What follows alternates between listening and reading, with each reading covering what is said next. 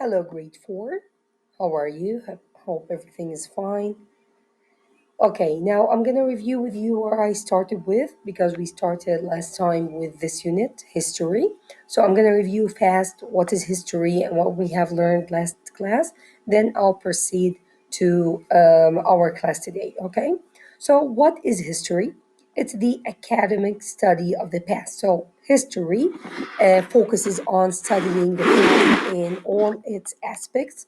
It takes care, we said, of past events like wars between countries, how people used to live, everything about the past. We know it nowadays. We know about the past from studying history. Historians studied it and they passed it to us so we can learn more about the past. Okay, that's why we know how the cars looked like, how the trains, the ships. How do we know all this? From studying history. Okay, now who studies the history? Not teachers, not doctors. Who studies it? The people who study, we call them historians. These are specialists. They study the past in academic and scientific ways, and we call them historians. So when they finish studying, they could tell us how people used to eat, how they used to find things, how they used to, let's say, celebrate certain events, what happened on a certain date. All these things are studied by these historians and they pass this past to us or this history. Now, today we will learn how do they study it, where do they get this information. But let's first review our previous lesson. So, when to use history? Why do we need to use the history? It's commonly used by people to refer to events that happened in the past. So, when you want to talk about war that happened in the past in Jordan, in Palestine, in Iraq, you want to talk about an event that you learned about in the past. So, you use history. You can't just say information from your own head. You have to rely on facts, on things you have read or studied in a certain subject, or you have seen in a video or read about in a certain topic. Okay, so we use the history to refer or to speak about events happened and finished in the past. Now, history is about what? Well, okay, I would like to learn about history. I would like to talk to you about history. But what do I need to know about history? We have dates. We have timeline. The timeline, it means it started from this year till this year. All these years we've been in war, for example. So the timeline means when it starts, how long it took, and when something has finished. Places, sometimes historical events talks about places like Troy. They said in the past it existed, also Sparta, but we don't have it anymore. So places also is a part of history. Names of people, previous kings, queens, presidents. Facts, of course, it must be facts. Otherwise, it's not a real past event or it's not history. Why do we study the past? We study it in an attempt to understand it, in a try to understand it. When we study the past, we study all aspects of people's life. So we try to understand how people used to live. Like nowadays, when we speak together, we say, imagine they didn't have electricity. Okay, teacher, how did they used to see in the night? So, in order to answer this, to understand all their lives, we need to study their lives, right? So, they didn't have a fridge. So how teacher did they store food? All these things is a part of history. So we study all aspects of the people's life, like culture, how did they used to live together, the religion, like we said, Quraysh, they used to worship stones and dates, politics, how they used to treat each other as countries, how did they used to fight with swords and with armies, economy of the nations, how did they used to have money, sell things, buy things, okay? Why do we do this? To compare societies. As we said, nowadays we have technology, electricity, we have a lot of things that made our life easier. So, how did people used to live? We compare our society with theirs to draw conclusions about the past, to understand more things about the past, to have a, let's say, an idea about our ancestors' past. Okay, now today's lesson, we will see what are the methods of studying history. Okay, now I am a historian. I would like to study the history of Jordan. What should I look for? Where should I go? I have two ways, two methods. It means two ways of studying history. Either I go to primary sources.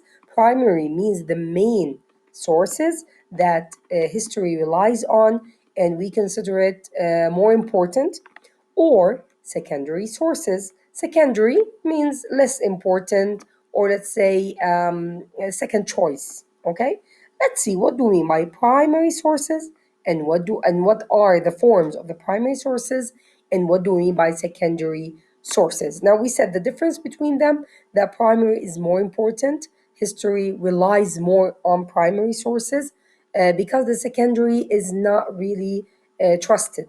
Okay, let's see why and what do we mean by each one. Now, the primary sources original records of events created at the time of the event. What do I mean by original records?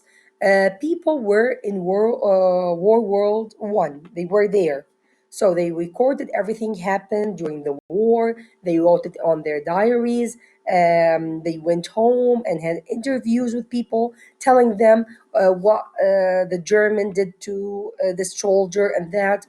I was in the middle of the war when they did this and that. Okay, so original records. They are original. Original means genuine. It means asliya. Nobody played with it. Nobody recorded it from another person. What are the examples of these original records? Diaries, letters. For example, I'm in the middle of the war and I send a letter to my mom, dad. This is what happening. We don't have food. We are captured. And these are real information because I was living in that situation. Photographs, when you take a picture of the past people, you can see they are first in black, gray, and white. The pictures, they're not colored. You can tell who is in the picture. If there was a certain event in the picture happening, you can capture it on the photographs. As we said, interviews, paintings, maps, films. Some people made films about them, even newspapers. Now, if you took a newspaper from 2 years or 3 years, this is a history.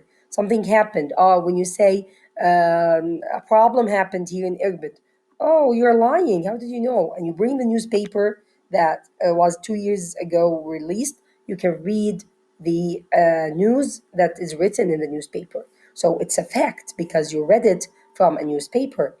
Recordings, any type of recordings, like a tape, like interview. Magazines in the past, also they have magazines that release facts and things happen around them. Stories, also people tell stories and write stories in order to tell what happened during the war or during a certain event. For example, during King or Queen Victoria's time, this war happened as a story. Also, literature is another primary source. What is literature? Literature is stories, poetry, myths, novels, everything the people wrote in a literacy way to tell people what happened in stories, as we said here.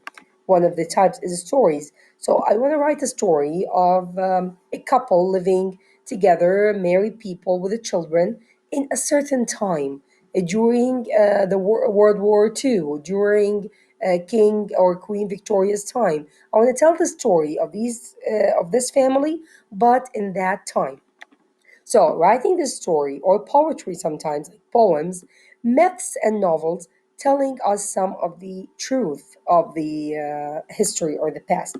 So, as a primary source, the literature historians study it to find out what life was like in the past.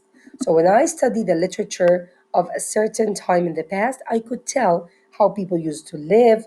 I could tell what was important, what wasn't really important in their time, and every aspect of their life. Also, we have something called artifacts. What are the artifacts? Also, it's a primary source, just like the rest. It means all the things that people used long time ago. A lot of times when you go visit a museum or an older place, you can find their clothes, you can find their tools, the knife, the spoons, the pots, furniture, You can find the chair they used to sit on. You can find their beds. All these are artifacts. They're telling us more about the history. If you also watch the Syrian series like Bab al Haya, you can see in the rooms they have certain type of beds, certain type of closets. All these we call them artifacts. These artifacts tells us more about the past. Like facts, we see them about the life of the past. So, the primary sources again, all the original records like diaries, letters, photographs, interviews, films, newspapers, all these, plus literature, plus artifacts. And artifacts, as we said, everything people used in the past. Okay, all of it, of course, man made. Because they had different culture than nowadays. We have modern culture, they had ancient culture, so they created things according to their taste, to their culture, customs, traditions in the past. So these artifacts help us understand their lives even more. Okay, even they used to have something called hammam, like hammam maghribi, hammam. All these from the culture, the artifacts, the furniture, the clothing, the tools tells us more about the past. Now we have a problem with the ancient civilizations. Ancient, we took it before also in English, very old civilizations, just like ancient Egypt, the pharaohs.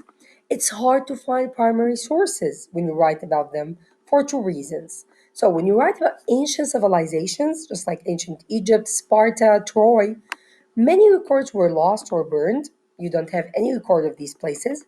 Or you have records, but they're very hard to get, to obtain. Why? Because they are inscriptions of tombstones or other monuments.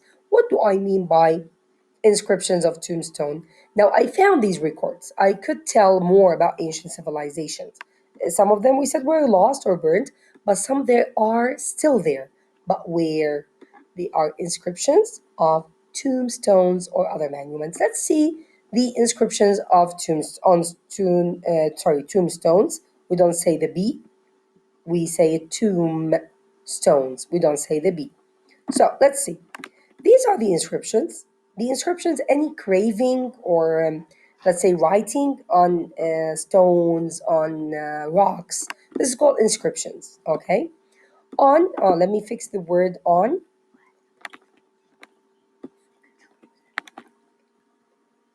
Okay. Let me fix it.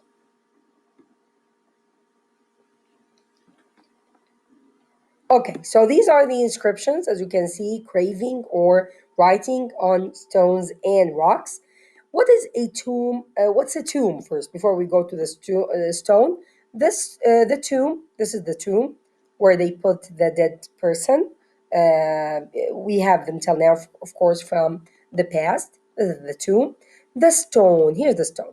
Now, nowadays, we're in the foreign countries, not here in Jordan, some countries, when they put the person under the ground in his grave, they have a stone for him. This is a grave, and there's a stone.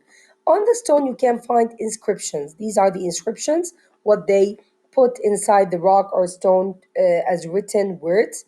This is the tombstone. This is the tomb. These are the inscriptions. So you can find, as we said, some records, but they're hard to obtain because they are inscriptions on tombstones. How can you get them? You can't just take the whole stone, okay?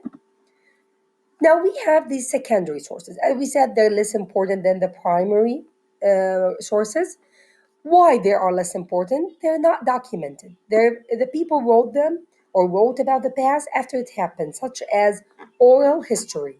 So the secondary sources do not have documents. They do not have stones. They do not have inscriptions.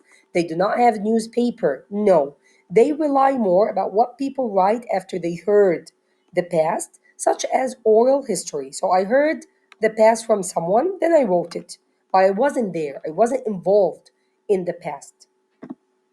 What is oral history? History is told verbally, not written. So you say it, you say the history. Like when you go to your grandma and she tells you a story when she was little. Oh, when we were little, we didn't have any and source of entertainment. We used to play this game and that game. How did you know about these games? From your grandma.